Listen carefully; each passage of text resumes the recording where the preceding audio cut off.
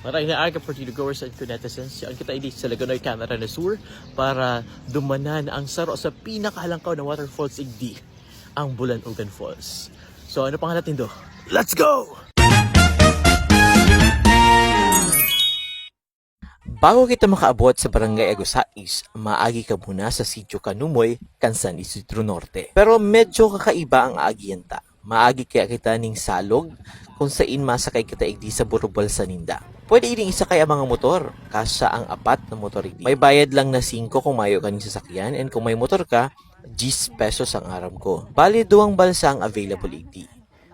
Ang saro ining guyod-guyod ni ate, ining saro naman ang nasasakyan mi. Mga 2 minutos man ang gugugulon bago ka makabalyo ning salog. Magayon man na experience ini, pero sana lagan ining tulay in the future para gabos talaga maka-access sa lugar na dumanan. Pero kung mayo ka maning pambayad, pwede ka maglakaw duman sa medyo rababaw na part kang salog na ini. Arog ni kuya na brubit-bit ang sa iyong bisikleta. Pagkatapos, harani lang ini sa Kanumoy Hill kung saan mahihiling mo ang view ng Mount Isarog, pati ang view ni Mount Mayon. Hindi din permitig dadaos ang taunang Via Crucis na ginigibo kadat Semana Santa. Madali ng Semana Santa, so pwede kang mag-igdi. Pagkatapos, duro-diretsyon mo lang ini, ang tinampo, sementado na hanggang sa makaabot ka mo sa Barangay Agusais. Dahil ko na video ang Barangay Hall, as in, ang samuyang pag-register sa logbook, pero required po ang mag-register, as in, magkuha ng local guide.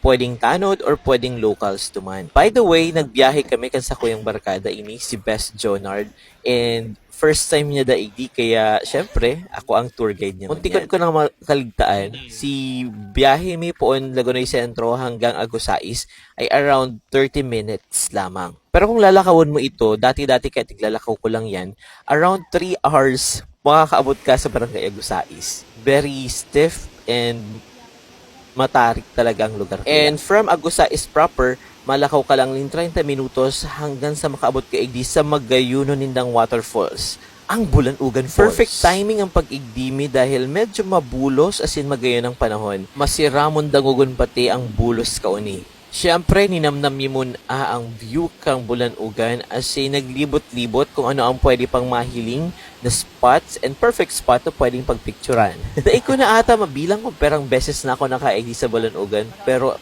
ini ang pinakalagayunan ko as in paboritong waterfalls igdi sa Partido District. Permi kong tigsasabi sa mga naghahapot sa kuya na ining Bulanugan Falls ang pinakamagayon ng waterfalls igdi sa Partido. Hadaw, paano ko nasabi? Dahil magayunan talaga igdi. Ogwa siyang dakulaon na plunge pools, hararom as in malinaw. Kasya ang sobrang dakol na tao, dawa crowded pa kamo.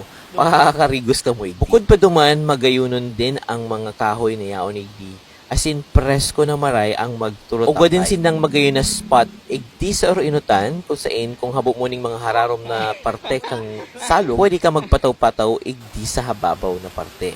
Yan. Ang magayon igdi, pwede mo din daa siyang inuman. Pero hindi ko pa na-try. Pero, very potable water da yan. Diyan na kami nag-stay kang sa kuyang barkada, as in, nag-lunch, and nagpalipas ng oras. Magayunon kasi ang view pag yaong kaidi sa taas kaini. Tanawon mo ang Bulanugan Falls, tanawon mo din ang kadakulaan, as in kagubatan ng lugar. Kaya kung balak mong mag-refresh, magmuni-muni, mag-reconnect sa nature, perfect spot ang Bulanugan Falls dahil madaling tumanan. Kaya dain na magdua-dua pa, let's go partido na. Until next time!